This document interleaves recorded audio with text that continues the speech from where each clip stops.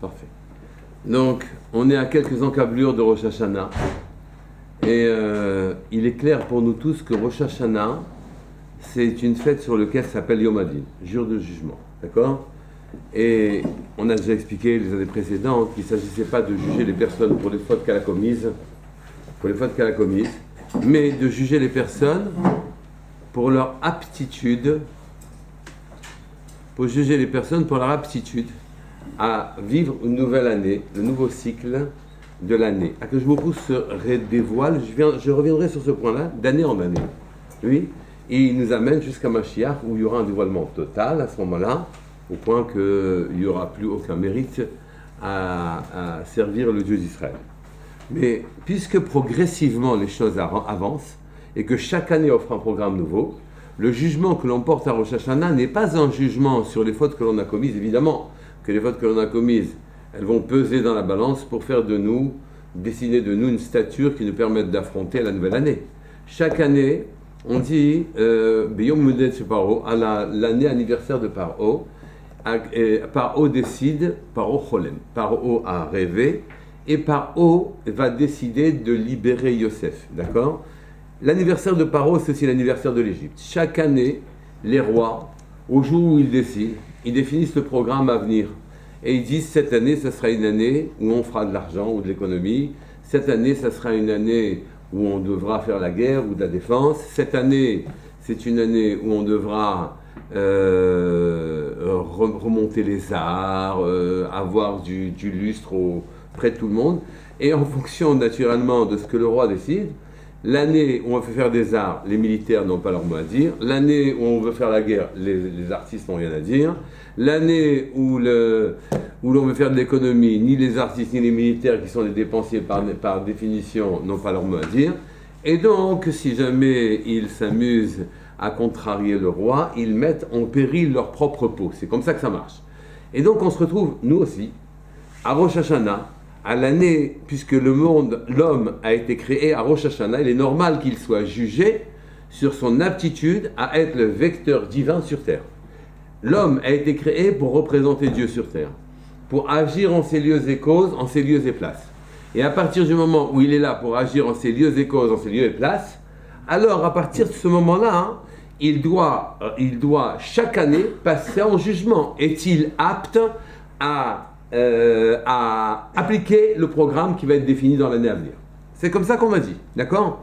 Et chaque année, en fonction de l'état dans lequel on se trouve au moment où on est jugé, alors dans ce casting terrible, on a un poste pour l'année à venir, ou bien il y en a qui n'ont plus de poste pour l'année à venir, et il y en a au contraire qui, ça va être leur année de développement, leur année de grandeur, etc. En fonction de ce qu'Akadosh a décidé de dévoiler dans l'année à venir, les hommes sont les seuls vecteurs de ce dévoilement. Une fois qu'on a dit ça, dans la paracha de cette semaine, c'était Atem Nitzavim Kulchem Hayom. Vous êtes aujourd'hui Kulchem, Hayom Kulchem, pardon. Aujourd'hui, vous êtes devant Hachem. Vous êtes devant Hachem tous. Tout le monde est devant Hachem. Et tous les Chachamim disent Hayom, c'est Rosh Hashanah. Le jour où tout le monde est réuni, le jour où tout le monde il passe devant l'Ifne Hachem, devant Hachem, c'est le jour de Rosh Hashanah. Et dans cette expression, ici, on a marqué Atem Nitzavim, vous êtes debout. Sous-entendu, si on est debout, vous savez que ceux qui sont debout, ce sont les accusés, si je puis dire. Ce sont les gens qu'on juge. Les juges sont assis. Oui, enfin, la magistrature est assise et il y en a une autre debout. Mais en principe, les accusés, ceux que l'on remet en cause, ce sont les gens qui sont debout. Atem Nitzavim Hayom. Vous êtes debout maintenant. L'Ifne Hachem devant Hachem. Et vous êtes tous devant Hachem pour pouvoir juger de la place que vous aurez dans l'alliance dans l'année à venir. C'est ça tout le problème. Oui. Et là où on en est maintenant, ici, je me suis posé la question, c'est marqué l'Ifne Hachem. Évidemment que c'est l'Ifne Hachem, c'est lui qui juge. Donc si ça avait été marqué Bamishpat, ça aurait été très bien. Qu'est-ce que le pasuk veut dire par l'Ifne Hachem? Qu'est-ce qu'il veut dire par l'Ifne Hachem devant Hachem? On dirait qu'ici, il est en train de nous suggérer un conseil pour qu'on soit capable d'affronter cette épreuve du jugement qui nous permettra en l'année à venir de prendre notre place dans le projet divin. L'Ifne Hachem devant Hachem. Ce n'est pas des mots normaux pour parler d'un jugement. C'est vrai que l'Ifne Hachem, c'est une manière poétique de dire qu'on est devant un mishpat, qu'on est devant un jugement. Mais puisque la Torah a choisi de ne pas parler clairement, donc elle est en train peut-être de nous suggérer une des manières de s'en sortir. Un peu plus loin dans la paracha, c'est marqué que, évidemment, qu'on est dans Elul, et que dans Elul, on est obligé de faire tchouva, de manière à se présenter à ce moment-là, au moment terrible de Yom Hadin, du jour de jugement, se présenter dans les meilleures conditions. Les meilleures conditions, c'est de faire tchouva. Mais on ne comprend pas, dans le grand dessein de HaKadosh Baruch Hu, quelle est la place de tout ça. Revenons d'abord en petit. C'est marqué qui a mitzvah hazot, asher metzavecha hayom, lo niflatim memecha, elle n'est pas loin de toi, elle n'est pas dans les cieux, elle n'est pas au-delà des mers, etc. Qui bepicha ou bilvavcha la soto, elle est bepicha dans ta bouche, ou bilvavcha la soto, et dans ton cœur de la faire. J'ai dit Shabbat, oui, que cette mitzvah, il y a une marloquette entre Rashi et le Ramban. Rashi dit la mitzvah c'est la Torah, ha-mitzvah, oui, mais ha-mitzvah azot c'est plus précis que la Torah, donc le Ramban dit non c'est la tchouva. Mais ce qui est étonnant, c'est marqué les bepicha ou bilvavcha la soto.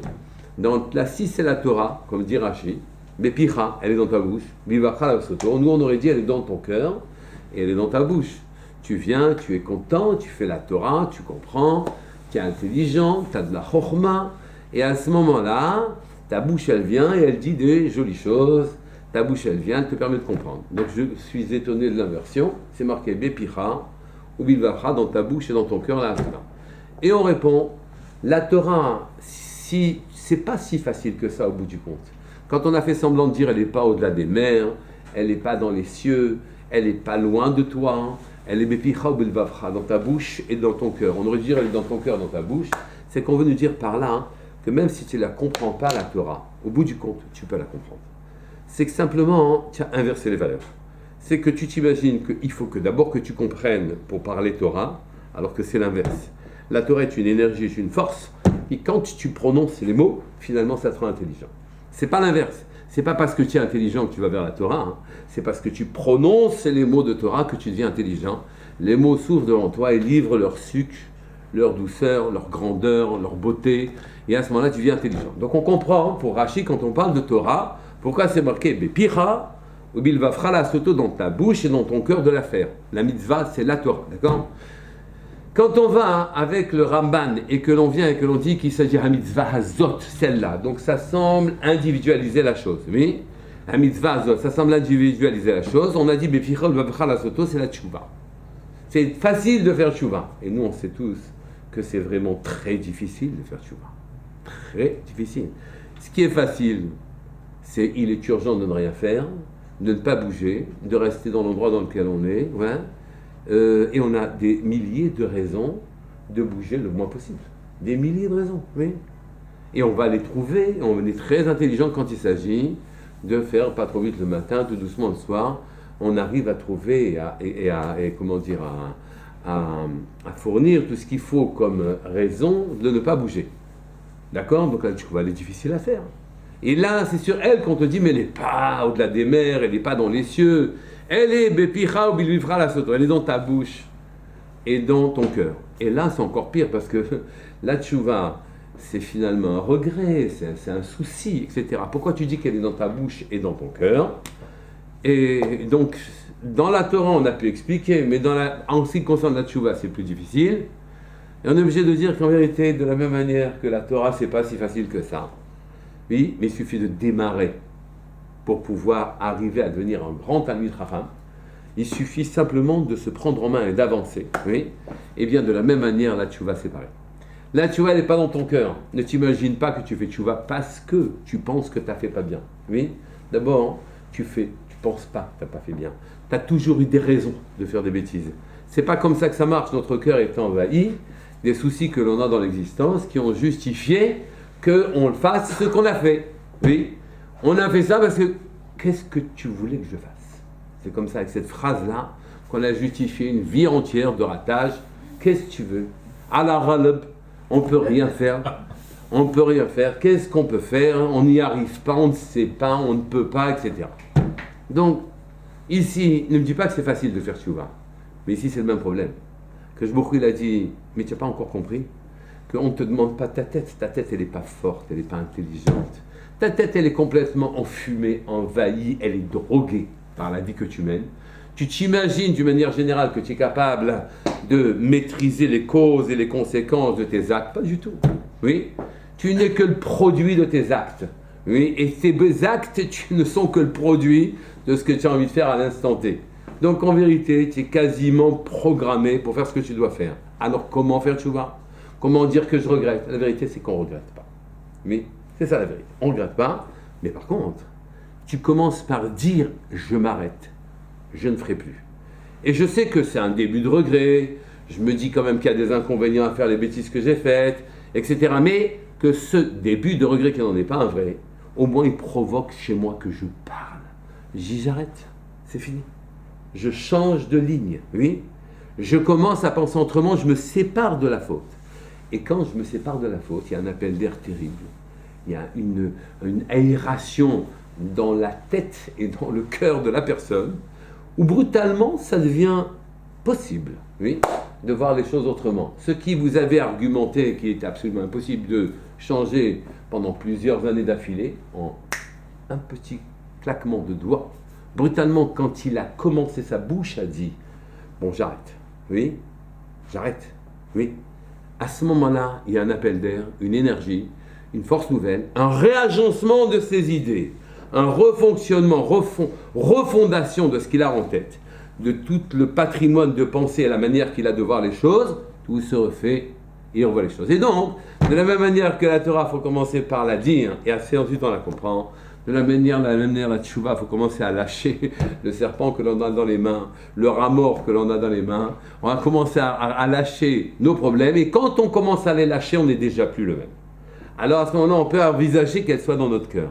Bepicha ou bilvavcha la asoto. Donc c'est des trucs comme ça. Mais je vous avais dit ici, c'est marqué l'ifne Hashem Elokecha. Vous êtes tous nitzavim en train d'être jugés devant Hashem Elokecha. Oui, devant l'Éternel, votre Dieu. Et qu'est-ce que ça veut dire l'ifne Hashem? Pourquoi cette expression l'ifne Hashem? Qu'est-ce que ça veut dire l'ifne Hashem? On dirait que c'est un conseil pour pouvoir être mezak et badin, pour pouvoir s'en sortir et qu'on gagne le jugement en question. T'as qu'à dire, vous êtes tous pour le bishpat. Oui, s'il n'y a pas de question, s'il n'y a pas de suggestion pour pouvoir passer ce moment terrible tranquillement, c'est pas la peine de dire l'ifne Hashem. Dit, nous sommes tous debout, en train d'être jugés. Point, c'est fini. Oui.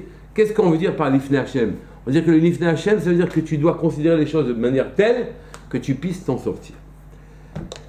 Là, le préambule étant dit, je voudrais arriver au fond du sujet. Le fond de notre sujet, j'ai qu'une question en vérité dans ce cours-là. Oui, et pas deux. Une seule question. C'est marqué aujourd'hui, enfin, à Rosh Hashanah, c'est Yom Hadin. C'est un jour de jugement. Oui. Et qu'est-ce que ça veut dire, c'est un jour de jugement? C'est un jour de jugement. Oui. Qu'est-ce qu'on veut dire, c'est un jour de jugement? Oui, Yom Hadin. Din, ça veut dire, c'est un jour de rigueur. Le din, c'est pas le chesed. Oui. Et on commence l'année avec quoi? Ça commence pas très bien. L'année, elle commence par Yom Hadin. Un jour de jugement, un jour de rigueur. Mais comment on peut commencer l'année par la rigueur? Si on vous posait la question, comment est-il judicieux de commencer votre année? Est-ce que vous auriez dit qu'on va commencer par un peu de rigueur, évidemment? Oui. Vous auriez dit, on va commencer par le miel, la douceur, la gentillesse. Bon, il y aurait des raisons de commencer un petit peu par le din, mais bon, mais on ne va pas se lancer tout de suite là-dedans. Peut-être qu'il eût été judicieux que nous jugions en fin d'année, oui, et que le din, on le fasse passer avec l'année précédente. Pourquoi avoir installé le din en début d'année? Pourquoi? Bien sûr que le propre de jugement de Rosh Hashanah, qui consiste à se demander si on peut être le vecteur, l'instrument de ce qu'Akadosh Baruch Hu a décidé l'an prochain, ça demande un jugement. Et je vous ai dit qu'il est atténué, on n'est pas en train de juger les fautes, on n'est pas en train de condamner quelqu'un, on demande est-il apte, est-il pas apte. Oui, c'est tout. Et comment? Il faut quand même juger quelque part, mais peut-être que si ça avait le deuxième jour, ça aurait été bien. Peut-être qu'on commence avec le miel, oui, pas avec le dard, d'accord? Peut-être qu'on laisse, ou bien qu'on laisse le jugement pour la fin de l'année d'avant, oui. Pourquoi commencer par le dîme? Pourquoi commencer par le dîme? Et c'est une très grande question. Donc ici, là où on en est. Faire tchouva, ça semble être un bon conseil pour aborder le jour de Rosh Hashanah. Mais pourquoi faire tchouva? Et je vous ai dit que Rosh Hashanah, au bout du compte, c'est le jour où Akadosh Baruch Hu se demande quel programme il va déployer dans l'année à venir. C'est ça Rosh Hashanah. Mais au fond, Rosh Hashanah, on dit Hayom Harat Olam. Aujourd'hui, c'est le jour de la création du monde. C'est pas aujourd'hui la création du monde. Oui, c'était 6 jours avant, puisque aujourd'hui c'est la création de l'homme, d'accord? Mais puisque le décor sans les acteurs n'est pas concevable, évidemment qu'on peut dire que finalement tout le décor n'a été créé que pour que l'homme vienne jouer son rôle.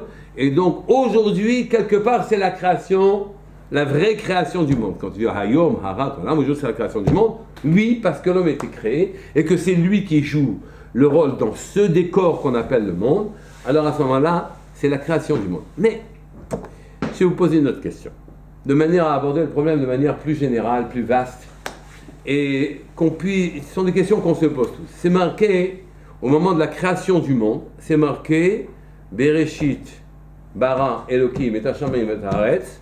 Au début, Hachem a créé et Hashamayim, les cieux, et a créé la terre, et la terre était Tohu Vavo, Tohu Bohu, était désordre et chaos. Oui, était désordre et chaos. Et la question qu'on peut se poser, qu'on doit se poser, mais qu'est-ce que ça veut dire que la terre, elle est désordre et chaos? Si Akadosh Baruch Hu, il est venu, et que lui qui est parfait, qui est unique, qui est parfait, oui, il a créé un monde. Est-il logique que le monde qui a été créé par Akadosh Baruch Hu, est-il logique que ce monde commence par chaos et désordre? Est-ce normal? Est-ce normal que l'être parfait par excellence, est-ce normal que Akadosh Baruch Hu lui-même, Birbodo Be'atzmo, s'est fatigué à créer le monde? Est-ce normal qu'il le crée, qu'il le commence par désordre et chaos? Ça peut être l'inverse. C'est-à-dire? Ça peut pas être organisé pour devenir chaos et désordre. Donc, ah oui. Peut-être que depuis le début tout est parfait, on en finit, non? Ah, peut-être. Ah, c'est ça. Donc peut-être que si jamais c'est Dieu qui crée le monde et que Dieu est un être parfait, il crée un monde parfait, et on ne commence pas par désordre et chaos, puis vous n'avez pas compris. Désordre et chaos, vous croyez que ce sont des mots comme ça en l'air. Il est venu Daniel et il nous a dit qu'il avait vu 4 créatures horribles sortant des eaux. Oui, c'est marqué que la terre était tova au désordre, vechocher al pnei tehom, et il y avait l'obscurité sur la face de l'abîme. Donc il y avait de l'abîme déjà, et puis il y avait de l'obscurité. Donc il y avait le chaos, le désordre, l'obscurité et l'abîme. D'accord? 4. Chaos, désordre, obscurité, abîme. Donc vraiment, il manque rien pour dire que ça commençait, on ne peut pas dire que ça commençait bien, quoi, si je puis dire. Et donc là où on en est, j'ai 4 royaumes qui vont venir contrarier la majesté divine. Ça va commencer par Babel, qui va décider de conquérir le monde. Ça va continuer avec les Haman et Achashverosh. Ça va continuer avec les Grecs et ça va encore être aujourd'hui, le monde va être entre les mains des Romains. Et donc voilà un monde qui a été créé par un créateur, et ce créateur, finalement, semble ne pas avoir grand place dans ce monde-ci.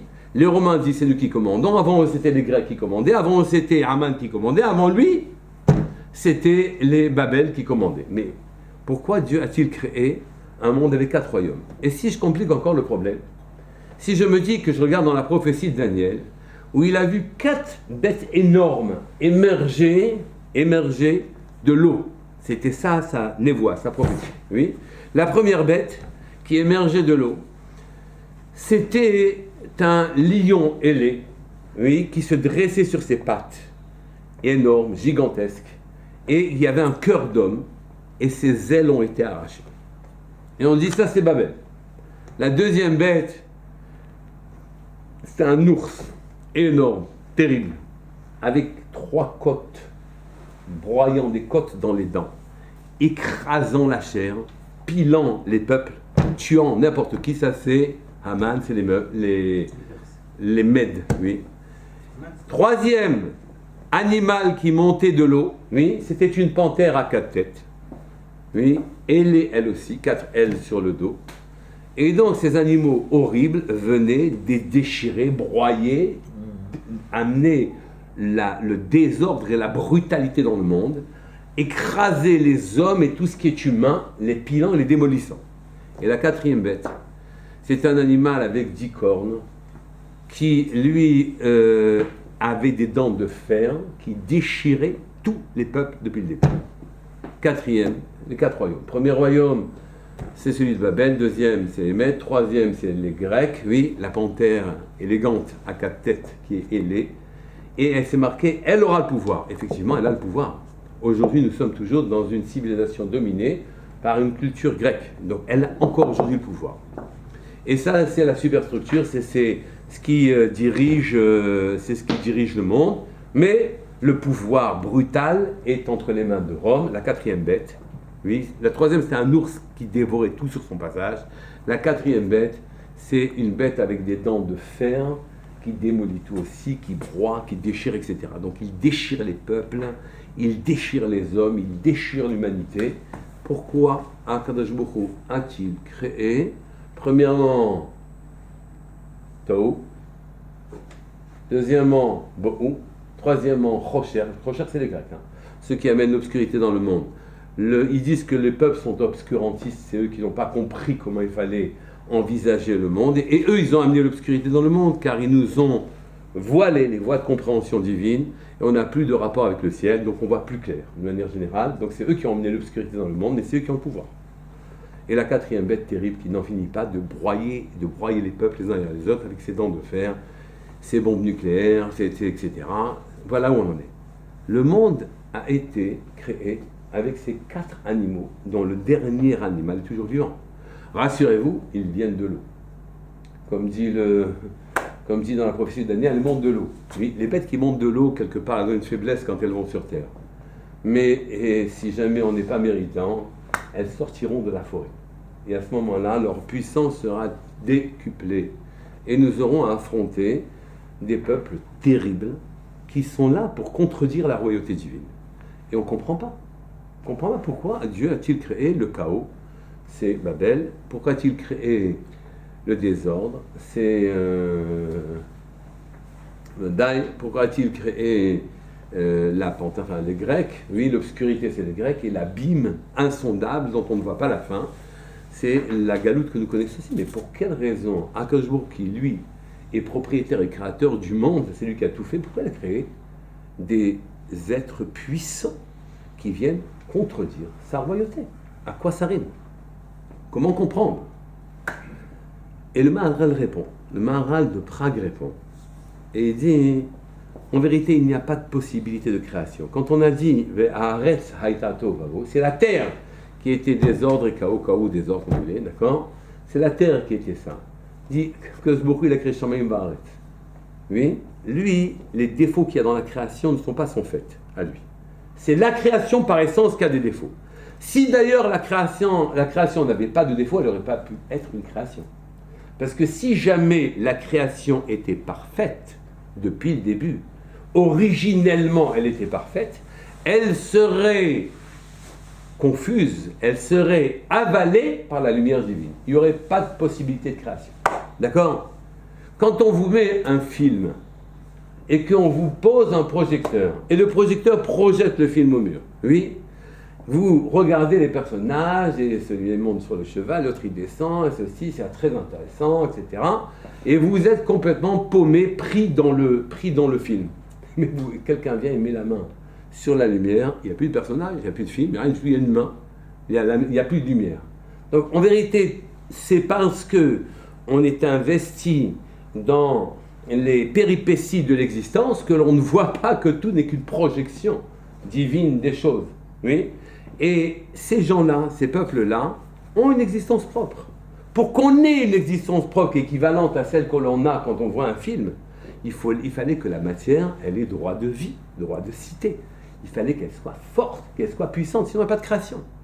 La création ne peut exister que si elle est sérieuse et qu'elle a une vie autonome, enfin, une vie apparemment autonome.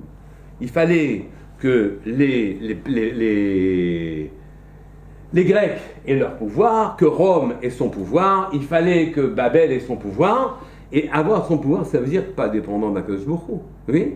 Sinon, il n'y a pas de création. Comment ces peuples auraient-ils pu exister s'ils n'avaient pas une autonomie? Si jamais ils étaient avalés par la lumière et la perfection divine. Donc, par définition, la création est imparfaite. Mais ce n'est pas le propre de Dieu que la création soit imparfaite. C'est la création intrinsèquement qui contient son défaut. Il n'y a pas moyen de faire autrement. Sinon, il n'y aura pas de création. On verrait le faisceau du film se projeter. Et donc, seulement, il n'y aurait pas d'histoire sur l'écran. Il n'y aurait rien du tout. Il n'y aurait pas d'autonomie pour ce qui a été créé.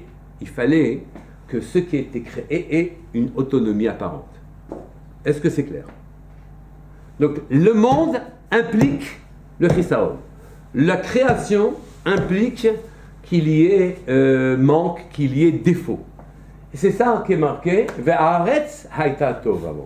Le ciel, il a créé, mais la terre, elle était désordre et chaos, désordre. Il y avait un problème dans la terre elle-même. Dans la création, il faut qu'il y ait un problème. Et pourquoi Akadosh Baruch Hu a-t-il créé ce monde avec ses puissances gigantesques, ces peuples qui sont broyés, qui sont déchirés? Oui, c'est qu'il n'y a de possibilité d'évoluer que quand il y a des forces autonomes qui s'opposent à nous. Il n'y a pas d'autre possibilité.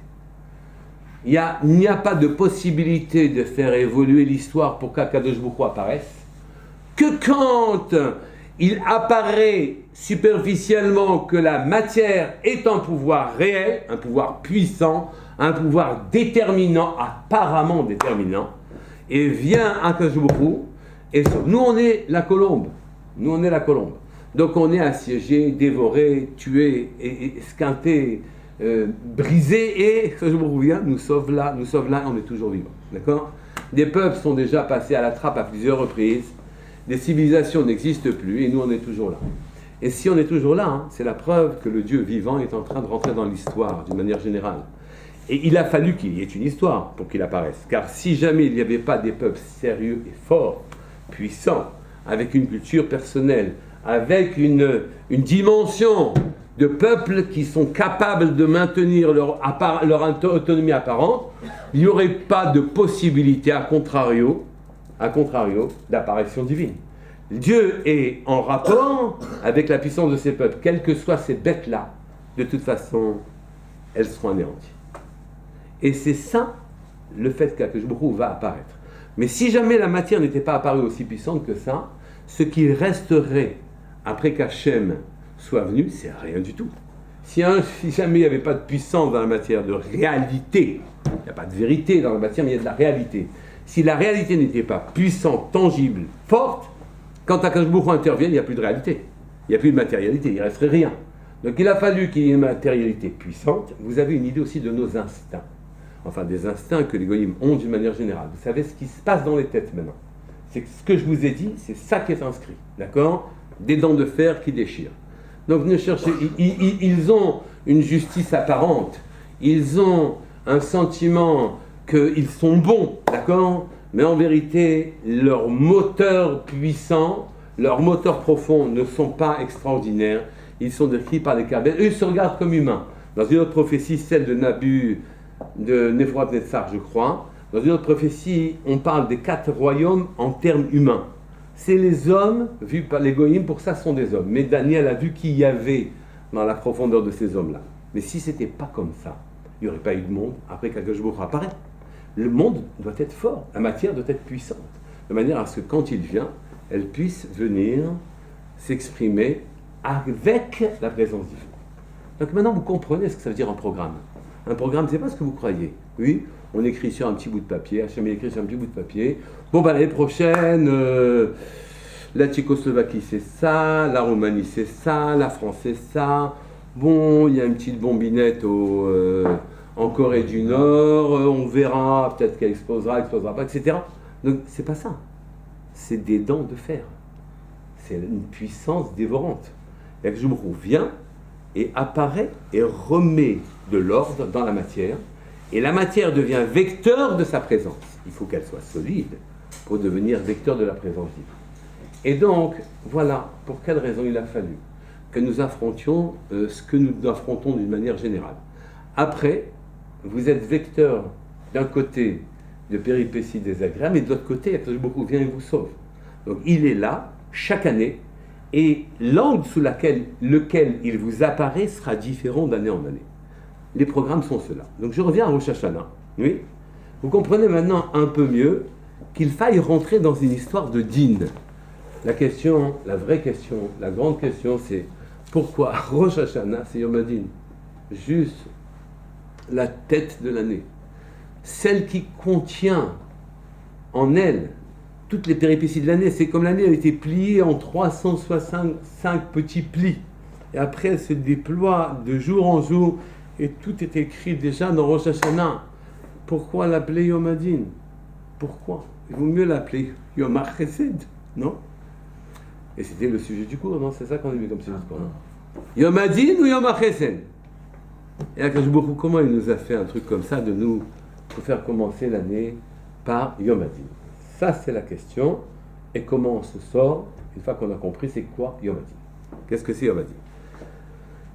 Je voulais vous revoir pourquoi ça commence par Yom HaDin, d'accord?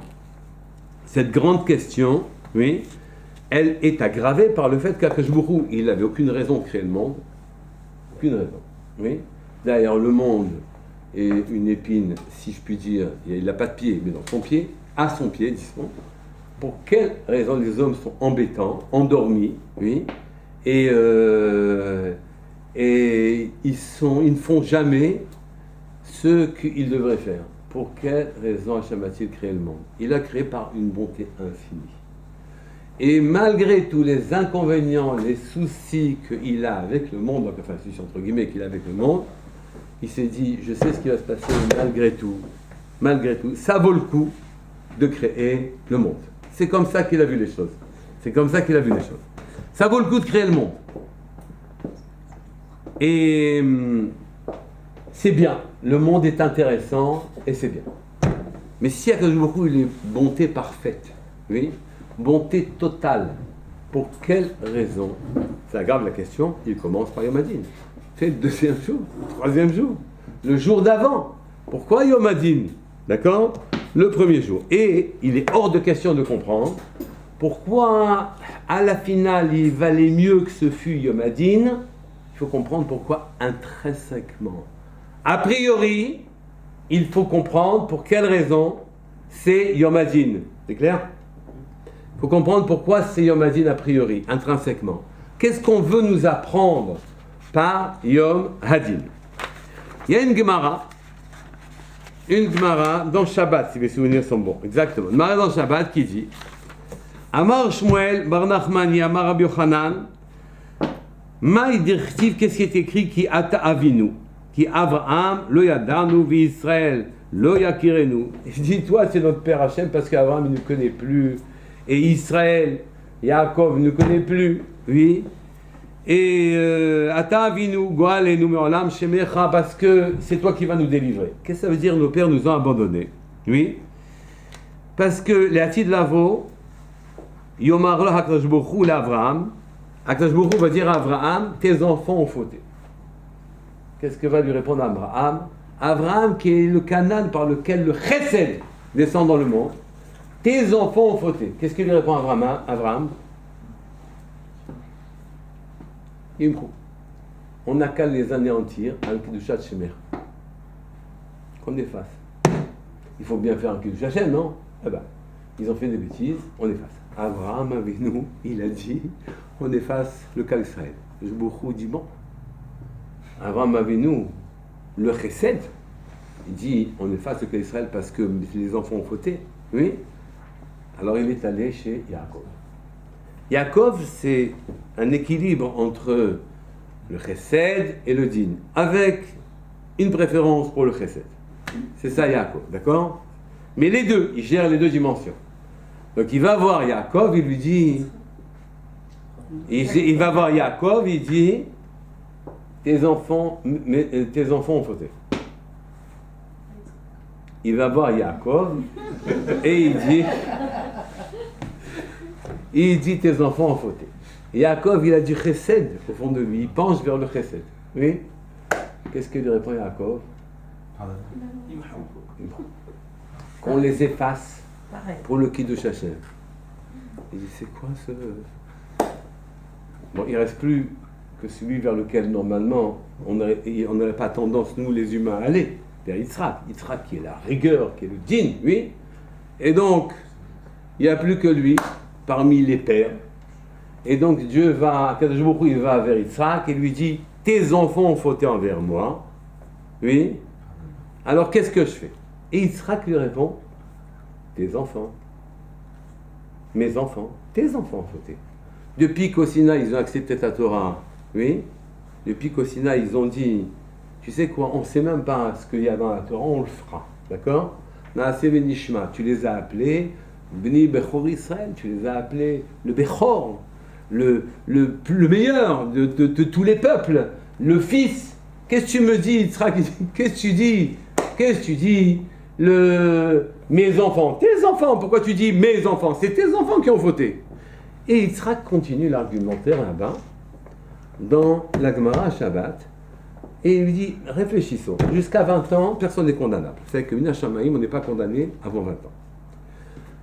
Donc, un homme, il vit combien? 70 ans. Donc, il reste 50 ans. Dans les 50 ans, 25 ans, ils dorment, ils mangent, vont aux toilettes, etc. Il reste 25 ans. Dans les 25 ans qui restent, ils font la tfila, etc. Il reste 12 ans et demi. Oui? 12 ans et demi. Tu veux les condamner pour 12 ans et demi sur 70 ans?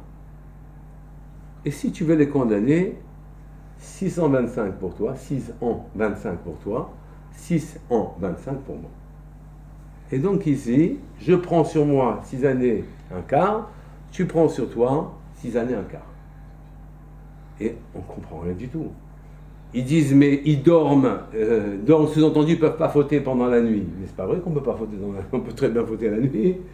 Et on voit ici que Yitzhak, il est en train de révéler une dimension, alors que lui, c'est la rigueur par excellence, en train de révéler une dimension tout à fait étonnante.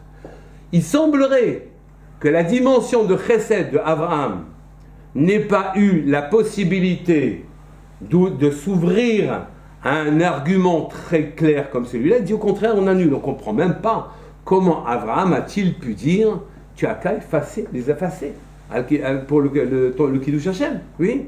Et pourquoi Israël a dit ça aussi? Pourquoi Yaakov il dit ça? Alors les gens qui sont pleins de chesed, ils sont en train de dire faut les anéantir, et celui qui est plein de rigueur, c'est lui qui vient et qui dit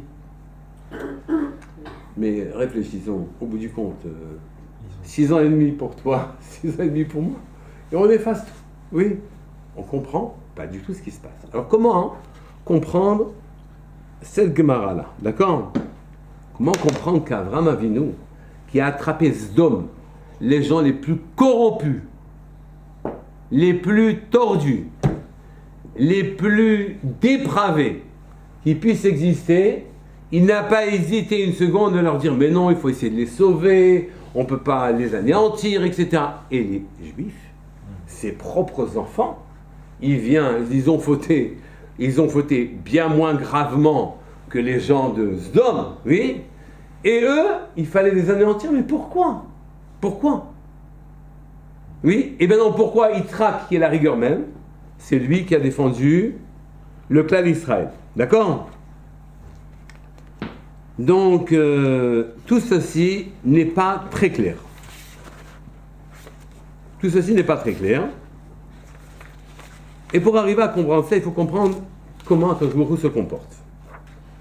Quel est le comportement d'Akadosh Baruch Hu, d'accord? Akadosh Baruch Hu a une anaga, un comportement, oui, très simple. il se cache. C'est que quand il se comporte avec nous, il a des comportements où c'est clairement dévoilé son intention. Par exemple, on ne peut pas être sauvé, et il y a un miracle, on est sauvé. On se retrouve au bord de la mer s'ouvre. On est en guerre contre les Égyptiens, on est cerqué par une armée, les Égyptiens abandonnent les armes sur le sol, ils sont morts. Et combien de fois le peuple d'Israël a été sauvé. Bon, combien de fois il n'a pas été sauvé, combien de fois il a été sauvé. D'accord? Et donc quand Akadosh Baruch Hu vient et exprime son chesed, il est clair le chesed, il est là devant nous. Et ce chesed s'exprime très clairement. Mais il a un naga caché. Il a un comportement dans lequel il voile ses intentions. Les intentions sont voilées, ne sont pas clairement exprimées. D'accord? Il y a une dimension comme nous. Oui, nous avons une tête, nous avons un corps. Le corps est habillé, et en principe, la tête est découverte. Si on était intelligent, on devrait dire, mais je ne comprends pas, logiquement, qu'est-ce qui est important? C'est la tête, oui. Pourquoi la tête, elle n'est pas couverte, et le corps, il est couvert? D'accord? Ça veut dire quoi? C'est qu'en vérité, le corps exprime une réalité qui peut être dévoilée. Par dévoilée, j'entends qui peut être habillée. Ce qui l'habille est le dévoilement du corps, en vérité. Ce qu'une personne considère qu'elle est corporellement, elle l'exprime par la manière dont elle s'habille.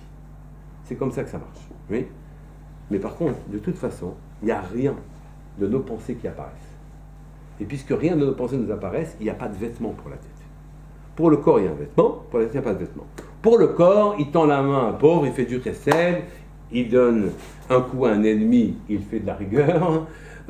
Il gère un pays, il fait quelque chose de plus mêlé, il amène de la grandeur. Donc vous voyez que c'est les gestes qui dévoilent les intentions, la manière, les actes trahissent ce que je veux. Mais ça trahit le chesed que je peux avoir, la rigueur que je peux avoir, la volonté de puissance que je peux avoir, le sentiment que je veux m'inscrire dans quelque chose d'éternel. Il y a des gens qui font des bâtiments qui vont durer des millénaires, d'accord? Et ainsi de suite. Toutes ces choses-là, c'est pas leur manifestation que je vois, quelle était l'intention qui a présidé au geste, qui a provoqué le geste. Mais il y a des choses qu'on ne comprend pas. Pourquoi le monde il a été créé? Pourquoi c'est moi qui suis créé? Pourquoi je suis un homme? Pourquoi je suis une femme? Pourquoi je vis dans ce siècle et pas dans un autre siècle? Pourquoi je suis riche? Pourquoi je suis pauvre? Pourquoi je suis intelligent? Pourquoi je suis bête? Etc. Tout ça, ça fait partie de la hanaga d'en haut, du comportement d'en haut. Ça, vous ne saurez pas. Vous ne saurez pas. Et puisque vous ne saurez pas, on n'habille pas. Puisqu'on n'habille pas, on ne voit pas de quoi il s'agit. Ce n'est que quand on habille qu'on trahit ce qu'il y avait à l'intérieur. Si jamais je n'habille pas, c'est comme si c'était invisible. La tête, ce qu'il y a dedans, n'est pas visible. Oui, elle ne laisse pas apparaître les intentions, mais le bas, les intentions d'Hachem sont comme ça. Chesed, il dirige le monde avec 7 qualités, avec 10 qualités, mais 3 ne sont absolument pas dévoilées. Il ne dit pas pourquoi le monde a été créé, pourquoi le riche il est bien traité, le pauvre il est maltraité, pourquoi le tzaddik il est maltraité, pourquoi le rachat il est bien traité, pourquoi celui-là il meurt jeune, pourquoi il y a des choses qu'on ne comprend pas. Donc il ne dit pas pourquoi, c'est voilé, c'est la tête. D'accord? Et le bas, le chesed, ou bien la rigueur, là on les subit directement. Maintenant que j'ai dit ce que j'ai dit, qu'il y a 2 types de comportements d'Hachem. Celui qui est compréhensible et celui qui est voilé. S'il y a 2 types de compréhension des actes d'Hachem, la tête, c'est l'intention et c'est caché. La tête dirige en vérité, mais elle dirige de manière voilée.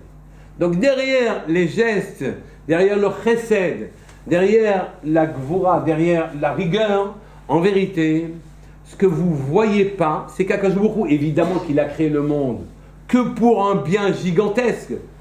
Pourquoi il va s'embêter de faire des créatures tellement imparfaites, tellement difficiles à gérer, tellement têtues dans leur comportement, tellement bêtes dans leur agissement? Pourquoi il va faire un monde comme celui-là? Oui, pour finalement après lui taper dessus. Ça n'a pas de sens. C'est qu'en vérité, la rigueur est un chesed dont on ne voit pas l'intérêt, dont l'intérêt nous a été caché. La rigueur, en vérité, n'est pas de la rigueur. La rigueur, parce que Baruch ne sait pas faire autre chose, ne veut pas faire autre chose qu'un chesed total, définitif, grandiose, oui. Il a créé le monde. Je ne sais pas si vous imaginez la logistique qu'il faut pour créer la mer, pour créer le ciel, pour créer la terre, pour créer Meir, pour créer Abraham, pour créer Rav Shlomo. Il faut une logistique sérieuse. C'est pas facile de créer. Oui, pardon.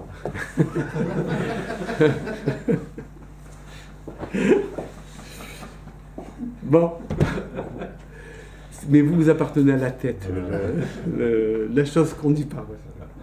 Et donc, il a créé, il faut une logistique gigantesque. S'il a créé, c'est qu'en vérité, c'est son chesed qui s'exprime. Même au travers de la rigueur la pire qui soit, c'est en vérité un chesed caché qui se cache. Un chesed qui est derrière ça. D'accord ? Et donc, il n'y a pas de chesed et de rigueur. Tout est chesed, mais la rigueur, on ne la comprend pas. On ne sait pas pourquoi, on n'arrive pas à voir l'intention qui est cachée derrière la rigueur. Donc, en vérité, quand Akadosh Baruch Hu agit, et qu'il agit de manière rigoureuse, alors il y a deux directions, ce qui est déclaré officiellement et ce qui est voilé. Le din, oui, Yom HaDin, le din est en vérité un chesed voilé, car Akadosh Baruch Hu est toujours plein de chesed. Simplement, on ne comprend pas, l'intention a été cachée, et donc ce chesed que le din représente ne nous est pas audible, ne nous est pas lisible, et c'est à cause de ça qu'on le regarde comme une rigueur. En vérité, ça n'est pas une rigueur. Ça ne peut pas être une rigueur. Vous comprenez qu'après que je vous ai affirmé que les 4 bêtes gigantesques qui dirigent le monde, il va falloir les réduire, les ramener, et que pour les ramener, ça dépendra de nos schulot à nous, de nos mérites à nous. Et qu'il est obligé de conduire le monde de telle sorte qu'il nous fournisse l'occasion d'avoir des mérites, de manière à ce que se dégonflent toutes ces grosses bêtes en question, terribles, des meurtres de peuples entiers, oui, et qu'on va les dégonfler comme rien. Il faut des mérites. Les mérites, il faut les créer. Pour créer les mérites, il faut créer des situations. Pour créer des situations, il faut des milliards de malachim qui provoquent les situations, et que nous, dans ces situations-là, dans ce décor-là, on réagisse correctement, de telle sorte que l'on ramène le din, que l'on fasse la mitzvah. Oui, quand on se retrouve dans un endroit où j'ai le choix de m'énerver ou de mettre en colère et de me calmer, si je me mets en colère, c'est dommage pour les milliers de malachim qui ont été dépêchés pour créer le décor dans lequel, à la finale, je me mets en colère. Oui. Si au contraire, je viens et que je me maintiens, je me contiens, et que ici il y avait l'occasion de se mettre en colère et que j'exprime pas de colère, que je comprends que ça vient d'Hachem, que tout ça c'est une création divine qui me met cette situation. Imaginez, oui, imaginez, vous avez une voiture, vous êtes en retard, il y a une voiture devant vous qui vous empêche d'avancer. Et vous regardez la personne, elle est en train de taper sur son portable, oui. Imaginez combien de logistique il a fallu pour créer cette situation. Il faut les portables, c'est beaucoup de logistique. Hein, oui. Après ça, il a fallu la voiture, c'est encore beaucoup de logistique. Après ça, il a fallu que la dame en question devant, elle soit pas pressée et qu'elle n'ait pas envie de se presser parce qu'elle ne veut pas se faire avoir, etc., etc. Donc, elle s'est disputée avant, il a fallu créer une dispute, et elle dit, moi, c'est fini, j'avance à mon rythme, je connais personne. Il a fallu créer une rue étroite, que vous arriviez dans une concordance parfaite juste derrière, vous allez perdre votre quart d'heure, arriver en retard, et maintenant vous avez le choix. Soit vous vous énervez, soit vous êtes énervé. Vous avez vu le nombre de malachim qu'il a fallu mettre en œuvre pour arriver à cette toute petite situation. Vous imaginez si c'est des situations plus sérieuses, oui. Et donc à ce moment-là, soit vous amenez à l'inanité cette création incroyable, oui, en venant et en vous courrouçant de manière finalement totalement vulgaire et imbécile, oui, parce que là-haut, il y a des milliers d'yeux qui sont en train de scruter et qui sont en train de compter chacun de vos gestes, chacun de vos mimiques, chacun de vos problèmes, chacun de vos regards, chacun de vos mots est en train d'être compté, d'être marqué sur un petit carnet. Oui. Et là, vous venez. Au contraire, vous ne vous courroucez pas et on dit ça valait le coup. Oui. 1 milliard de malachim environ, ça valait le coup, il ne s'est pas mis en colère. Ça montre qu'il a compris que c'est Dieu qui dirige toute la situation, et pas de quoi se mettre en colère là-dedans. Et puisqu'il n'y avait pas de quoi se mettre en colère, vous avez acquis un srout. Ce srout viendra dégonfler la bête immonde, lui qui est en train de broyer les peuples dans ses dents de fer, qui était la nécessité pour que la matière existât. Il n'y a pas cette matière et cette puissance, il n'y a pas de matière, il n'y a pas de création, il n'y a rien du tout. Et donc il dit, vous voyez, qu'Akadosh Baruch Hu est obligé de mettre en équation quand même les réalités. Oui. Et effectivement, est-ce que le chesed est l'instrument le plus approprié pour pouvoir construire ces situations? Je vous pose la question. Oui. C'est vrai que un peu des deux, cela eût été agréable, mais réfléchissez. Oui. Le chesed, est-ce que c'est le mieux? Vous savez que les chachamim ils disent que l'amour vient non pas du chesed, mais du din. Le temps ne vient non pas du chesed, mais du din. De la gvora. Il n'y a pas de temps. Oui. C'est parce qu'on ne comprend pas ce que ça veut dire chesed. Abraham est venu et il a déversé un chesed gigantesque sur le peuple. Gigantesque. Oui. En vérité, réfléchissons. Oui. Abraham a déversé son chesed, mais c'est pas pour autrui qu'il a fait. Enfin, Abraham l'a fait pour autrui, parce que le chesed était parfait. Mais un chesed énorme, gigantesque, en vérité, ne considère pas autrui. C'est le besoin de la personne en question qui provoque la nécessité d'avoir du chesed. Je m'explique.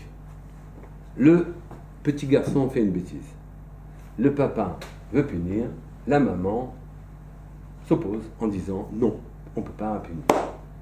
La maman vient plein d'amour défendre l'enfant et elle ne défend que le présent de l'enfant. Ce qu'il est là maintenant, à l'instant T, il vaut mieux qu'il ressorte une claque, il ne faut pas qu'on perturbe sa psychologie, il faut faire attention à eux, on ne sait pas comment ça va finir, et on ne sait pas si demain, nanani, nanano, etc. Ouais.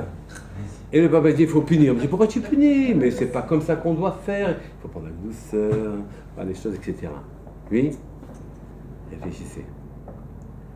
Qui aime l'enfant et qui aime l'amour? Le père, il aime l'enfant, et la mère, elle aime aimer. Oui. Elle aime cette qualité d'aimer dans son caractère d'amour, de don total. Elle vient dire, mais on ne peut pas, c'est pas possible. Oui. Comment peut-on perturber le développement harmonieux de cet enfant? Il faut prendre les choses très gentiment. C'est comme ça qu'on construit. Et d'ailleurs, toi, le papa, tu n'es pas bien construit, c'est pour ça que tu fais ça. Et donc, etc. Bon, les suites, vous les fabriquez vous-même. D'accord? Et donc, ici, vous voyez qu'ici, la notion de chesed fait abstraction du temps. Maintenant, il ne faut pas brimer. Oui? Je donne tout ce que je peux. La personne est considérée que maintenant, telle qu'elle est, oui, il ne faut surtout pas la bouger. D'accord? Il ne faut pas la brimer, il ne faut pas la perturber, on la laisse telle que.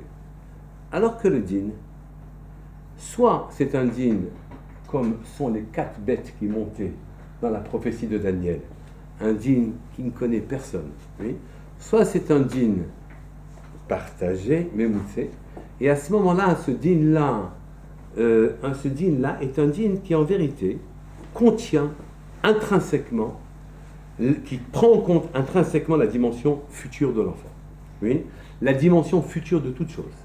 Si jamais je me contente de regarder à l'instant T, c'est vrai, pourquoi perturber un enfant, laissons-le dans son truc, il va tout seul, avec la vie, apprendre tout ce qu'il doit apprendre. Nous, il est urgent qu'on fasse rien du tout, d'accord? Et, ou bien, tu dis non, il faut le former, doucement. Je suis en train de considérer l'enfant dans sa perspective future. Je le regarde dans le temps. Je veux que son potentiel puisse s'exprimer. Je ne le regarde pas comme il est maintenant. Je regarde comme il devra être demain. Je regarde comment cette personnalité, pour sa personnalité pas définitive, parce que rien n'est jamais définitif. Mais sa personnalité future, celle qui est capable réellement d'affronter les problèmes, pourra le construire. Je m'explique. On ramène dans le Midrash l'histoire d'un roi. Un roi qui avait un fils. Un roi qui avait un royaume particulièrement réussi, qui savait particulièrement bien gérer son royaume. Et le roi, voulant faire le cadeau qu'il doit faire à son fils, c'est-à-dire lui transmettre les clés du royaume, oui, l'a finalement envoyé dehors et dormir dans les fossés, battre la campagne, affronter les animaux sauvages, affronter les bandits, les pillards, vivre dans des conditions épouvantables, tandis qu'il réservait ses meilleurs cadeaux à ses amis autour de lui. Et donc les amis du roi, les proches, les gens qu'il aimait, ces gens-là étaient comblés de cadeaux, plein de cadeaux. C'est comme ça qu'on se comporte avec les amis. On ne les oublie pas, on leur donne et on leur redonne. D'accord? Et pendant ce temps-là, le fils du roi, lui, il battait la campagne. Le fils du roi était en train d'affronter les bêtes sauvages. Le fils du roi était en train d'affronter le froid, les conditions invraisemblables. Et à ce moment-là, oui, on pose la question au roi, mais qu'est-ce que tu fais là? Il répond, mais moi, je donne des grands cadeaux à tous les gens que j'aime, mais les clés de la richesse, je les donne à mon fils. Et les clés du gouvernement du royaume, c'est à mon fils que je les donne. Les clés, elles s'acquièrent en parcourant un parcours de vie qui permette à la personne de se construire dans le futur qui l'attend. Pas dans le présent qu'il vit maintenant. Dans le présent, il n'y a aucune raison de l'envoyer dans les fossés, lutter contre le froid, lutter contre la misère, lutter contre les bêtes sauvages, contre les pillards. Aucune raison. Pourquoi on lui fait ça? Oui, c'est le fils du roi en plus. Mais non, justement, parce que c'est le fils du roi, je veux lui remettre les clés du royaume. Les clés du royaume, le roi ne peut pas diriger le royaume sans comprendre ce que c'est des pillards, sans comprendre ce que c'est que la misère, en n'étant pas capable de lutter contre les bêtes sauvages, en n'étant pas capable de prendre conscience de ce que c'est que la vie et ce qu'elle est. Donc les clés, c'est pour mon fils, les richesses, c'est pour mes amis. Et non pas là où on en est. En vérité, je vois que subrepticement, le dîn, la rigueur, oui, quand elle vient d'Akadosh Baruch Hu, quand elle vient des parents, d'ailleurs c'est la même, enfin en principe, oui, eh bien la rigueur en vérité prend en compte une dimension que le chesed ne prend pas. Le chesed est présent. C'est maintenant, il ne faut pas faire mal, il ne faut pas bouger, en faire le moins possible. Et maintenant on comble de chesed. Ce comblement, oui, comble la personne qui fait le chesed, ne tient pas compte des besoins de celui qui le reçoit. Parce que le chesed aliène la personne qui le reçoit. Elle le maintient dans l'état dans lequel il est. Elle ne le regarde pas, il est ce qu'il est, point final, elle se regarde à elle. Moi, je ne peux pas supporter de voir cela. Vous connaissez cette expression? Je ne peux pas supporter de voir ça. Pas possible. Donc, en vérité, ici, le chesed le plus absolu qui soit est un chesed qui ne tient compte que de la dimension présente. Le chesed le plus voilé, c'est du dîn. Quand c'est les parents qui l'expriment ou quand c'est Dieu qui le fait, oui, c'est du dîn, parce qu'il ne se contente pas de ce que la personne est présentement, mais il veut au contraire lui donner une autre dimension. Le chesed est en le chesed ne se regarde pas la personne, elle est ce qu'elle est. Le dîn fabrique le kéli, fabrique l'instrument, construit la personnalité. C'est le dîn qui fait l'homme, oui, c'est pas le chesed. Le chesed aliène, maintient en bas, en tant que récipiendaire. Oui, il n'est là que pour recevoir, il ne fait pas évoluer les personnes. Le chesed est là que pour combler la personne qui veut donner, comme Avraham Avinu, par définition il donnait, même à Sdom, oui, il donnait à Sdom. C'est que Avraham Avinu, il a véhiculé ce que c'est chesed. C'était lui, Amoud à chesed, c'était lui le chesed de l'humanité. Donc Avraham Avinu, il donnait. Au pire, il donnait, on ne regardait rien. Il était complètement vatran.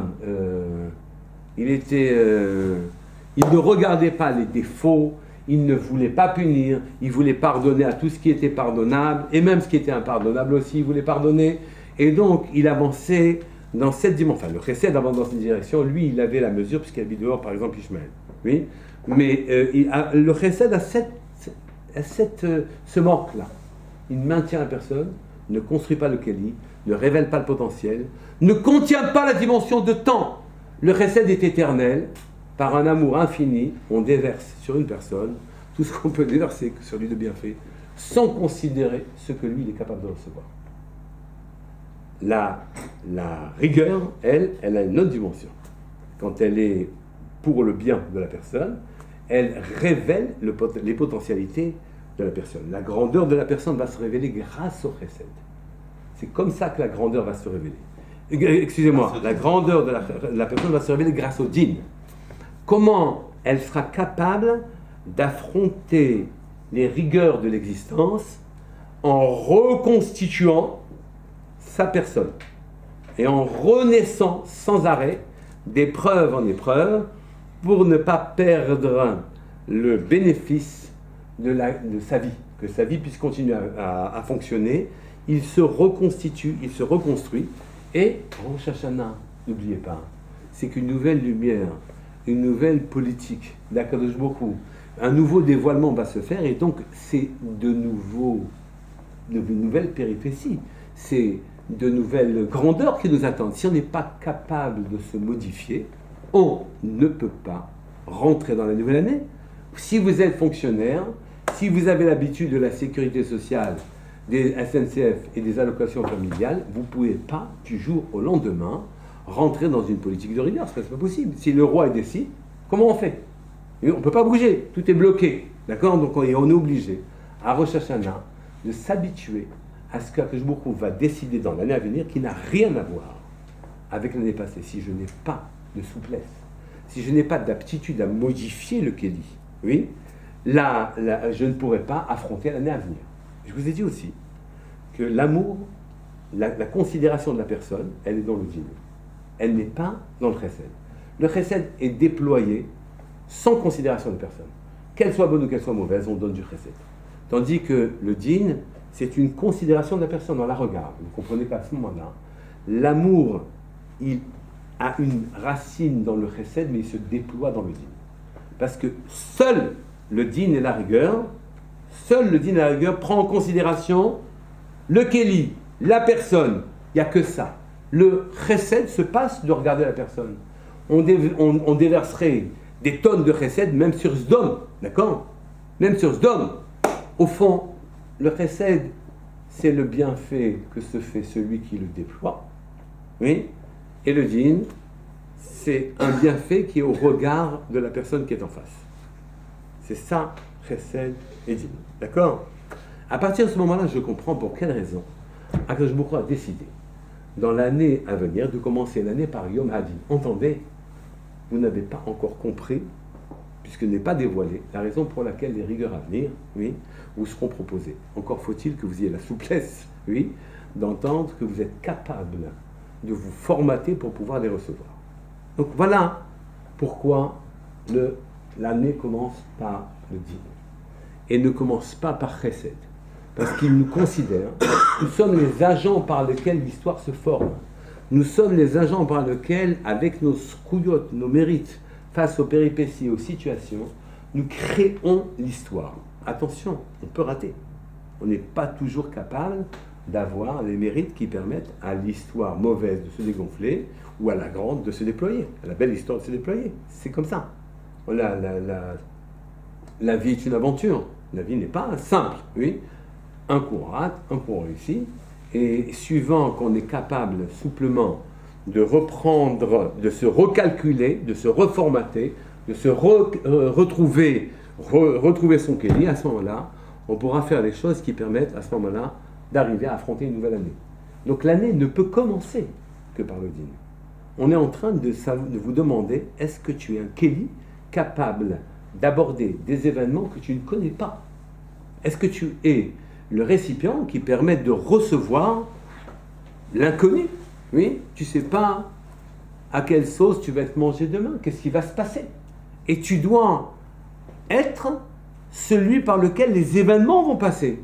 Parce que beaucoup, il ne descend pas des nuages, on ne voit pas les malachim, en principe, les malachim vous aborder, qui viennent vous dire tu vas par là ou tu vas par là, ce n'est pas des policiers. D'accord? Et donc, ici, ce qui va se passer, c'est qu'il y a un méchant en face de vous ou un gentil en face de vous. Il va avoir ça, tu vas avoir un rapport, tu vas réagir, il y aura un pauvre en face de toi ou un riche en face de toi. Et dans les rapports que tu vas avoir avec les gens, tu vas les analyser comme un chesed qui t'est fait, ou bien le contraire d'un chesed, d'accord? Il va falloir vivre ces situations. Encore faut-il qu'on comprenne que nous, il faut qu'on se formate pour que le Keli ne s'énerve jamais, parce que l'histoire est fabriquée par en haut. Vous êtes sous une lorgnette en train d'être regardé. On a besoin, pour dégonfler la grosse bête immonde aux dents de fer, on a besoin de 2000 srouillottes aujourd'hui. Et donc, on envoie 2000 situations dans lesquelles on espère que les Juifs vont réagir correctement. Et que ça va s'appeler à la finale une mitzvah et pas une avéra, parce que sinon on recule. Voilà un petit peu la raison. Donc on avait la grande question, pourquoi l'année commence par Yom Hadin et pourquoi elle ne commence pas par Yom HaChesed. Mais en vérité, ce Yom Hadin, c'est Yom HaChesed. Maintenant, on va résoudre, et ça sera la fin du cours, on va résoudre la grande question. Je vous ai dit au début, Atem Nitzavim Hayom Kulchem, Lifnei Hashem, devant Hashem. Qu'est-ce que ça veut dire devant Hashem? Maintenant que je vous ai expliqué qu'Hachem, il a deux paliers. Il a une tête, donc il a le palier qu'on appelle roche, et le palier qu'on appelle dévoilé. Le chesed, vous le voyez, ça se manifeste, ou bien à la rigueur, vous la voyez, ça se manifeste directement. Mais il y a des choses qu'on ne comprend pas, qu'on ne voit pas, d'accord? Maintenant que je vous ai dit ça, que je beaucoup, donc, il incarne, il cristallise au travers de 7 sentiments, oui, de 7 midot, de 7 mesures, il provoque des événements. Oui. Pour simplifier, on va en regarder que 3. Oui. Le chesed, donc il y a que je vous envie de faire chesed, et vont se déployer, vous marchez, les champs deviennent verts et les plantes poussent, vous marchez, les portes s'ouvrent, vous marchez, vous prenez un billet de loterie, il gagne, un deuxième, il gagne, un troisième, il gagne, et ainsi de suite. C'est le chesed, quoi. Ça, le ciel, il est bleu. Quand vous marchez, les nuages se poussent à l'horizon. Le soleil se découvre. La pluie, elle part de l'autre côté. Mais quand vous avez besoin de la pluie, elle passe par derrière. Elle vient arroser vos champs. Ça, c'est chesed. D'accord? On voit la manifestation. Le din, c'est rien ne semble marcher. Tout est difficile et il faut savoir comment vous le prenez. D'accord? Donc, un Akashbourg se manifeste par chesed. Je ne parle pas de ce qui est caché et voilé. Chesed dit, ou bien rachamim. Un mélange des deux. Oui, comme c'est trop difficile de supporter le chesed et que c'est trop difficile de supporter le din, que beaucoup joue avec les deux qualités et avec ces deux midot, ces deux mesures, et il vous apporte ce qu'il vous faut au bon moment. D'accord? Je vous ai dit maintenant, vous vous trouvez tous devant Hachem, l'ifnei Hachem. À ce jour de Rosh Hashanah, vous êtes l'ifnei Hachem. Qu'est-ce que ça veut dire l'ifnei Hachem? Ça veut dire qu'en vérité, nous sommes créés à l'image de Dieu. Ça veut dire que nous aussi, on a un roche, oui, que nous aussi, on a une tête et des choses que les autres ne voient pas. Nos intentions voilées, cachées, elles ne sont que pour nous. Oui, il n'y a que les gens très perspicaces qui savent ce qu'il y a dans les têtes. Oui. Et ensuite, vous avez des autres, les 7 autres midot. Vous avez du chesed à droite, du din à gauche, du mélange entre les deux, enfin, un ramim entre les deux. Et donc, quand je vous dis que vous êtes devant Hachem, ça veut dire qu'en vérité, vous avez vous aussi ces 3 qualités. Et vous êtes en face de lui avec les mêmes qualités qu'Aviachol, si je puis dire. Oui. Et donc, dans votre vie, vous devez vous demander, est-ce que mon chesed, je l'ai abîmé? Est-ce que ma rigueur, je l'ai abîmé? Est-ce que mon côté rachmanout, je l'ai abîmé? C'est ça qu'on te dit, tu es devant Hachem. Hachem va regarder le chesed absolu, il va regarder ton chesed à toi. Il va regarder la rigueur absolue, il va regarder ta rigueur à toi. Oui, et il va se poser la question, vous êtes tous debout devant Hachem, ça veut dire on va confronter les qualités que vous avez par rapport à celles d'Akadosh Baruch Hu. Et nous sommes créés à l'image de Dieu. Donc on a les mêmes qualités que lui. Oui, seulement mon chesed, il a été abîmé. D'accord? Ou bien ma rigueur a été abîmée. Qu'est-ce que ça veut dire que mon chesed a été abîmé? Ça veut dire que j'aurais pu faire chesed, je ne l'aurais pas fait. Oui. Je prends le taxi, quelqu'un me dit je peux monter avec vous, je dis non parce que je vais ailleurs. J'ai des raisons. C'est pas, attention, je ne suis pas méchant. Oui. J'ai des raisons, non, c'est parce que, oui, avec le mot parce que, on a écarté. Ou bien, tu viens, tu dis non, asseyez-vous. Où vous voulez aller? Oui. on peut vous déposer sur ce trajet, est-ce que ça vous convient? Ou bien, on dit oui quand on a envie de dire non. Ou bien on écoute quelqu'un quand on n'a pas envie de l'écouter. Oui, on reste avec lui, on lui parle. Oui, ou bien vous empoisonne la vie, mais vous êtes quand même présent pour lui, vous restez présent pour lui. D'accord?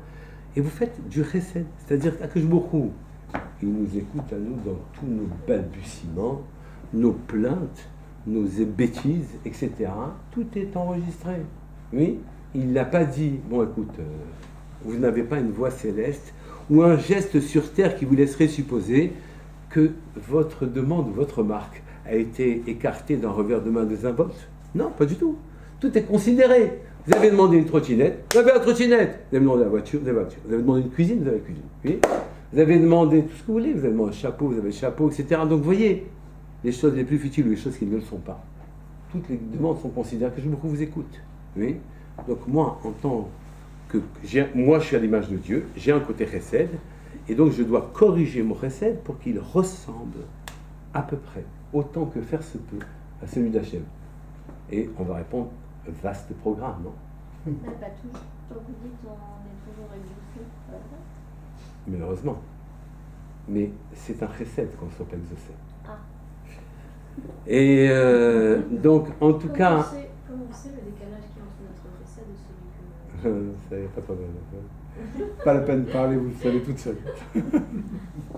Les exemples, vous en avez... C'est même pas la peine qu'on vous les donne, vous en avez 1000 déjà... 1000 en arrière et 1000 devant vous.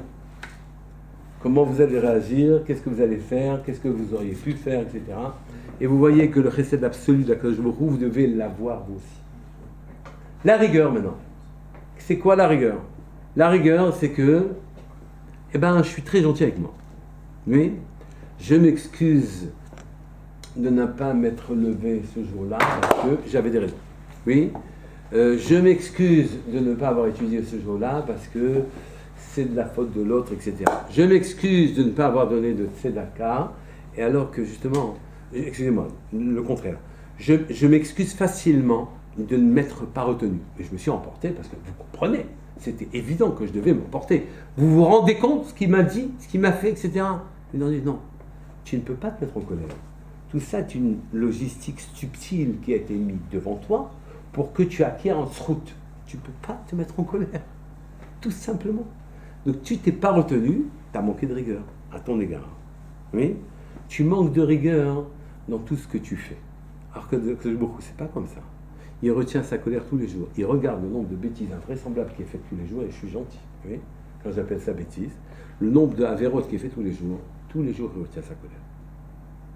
Tous les jours. Tout est retenu en permanence. Et il se dit, il va faire ça.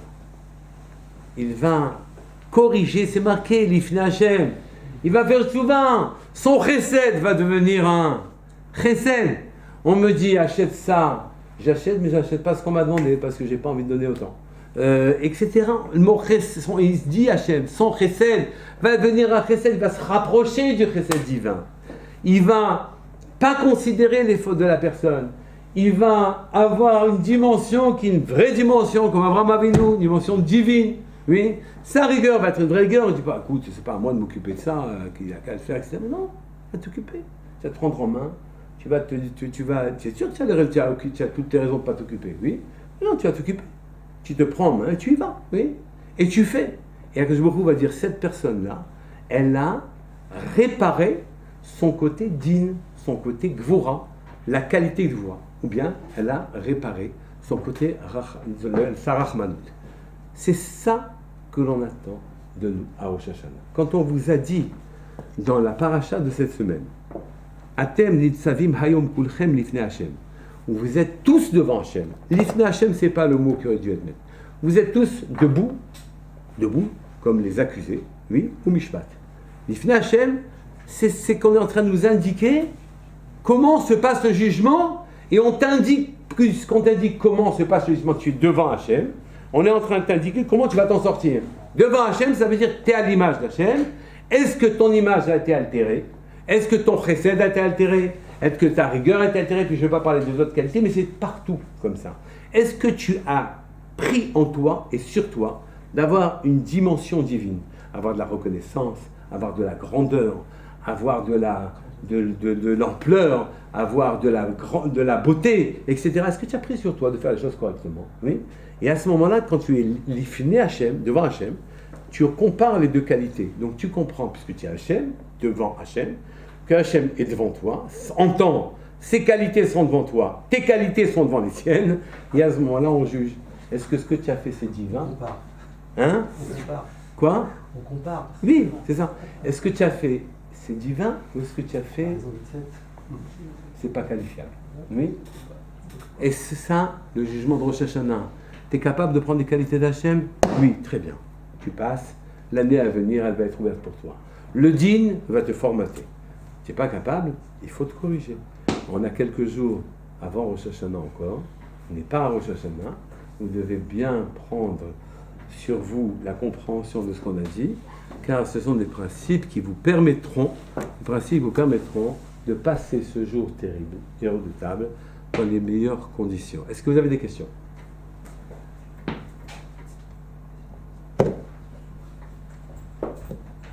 Shana Tova U'Berechet. Ktiva Vechatima Tova.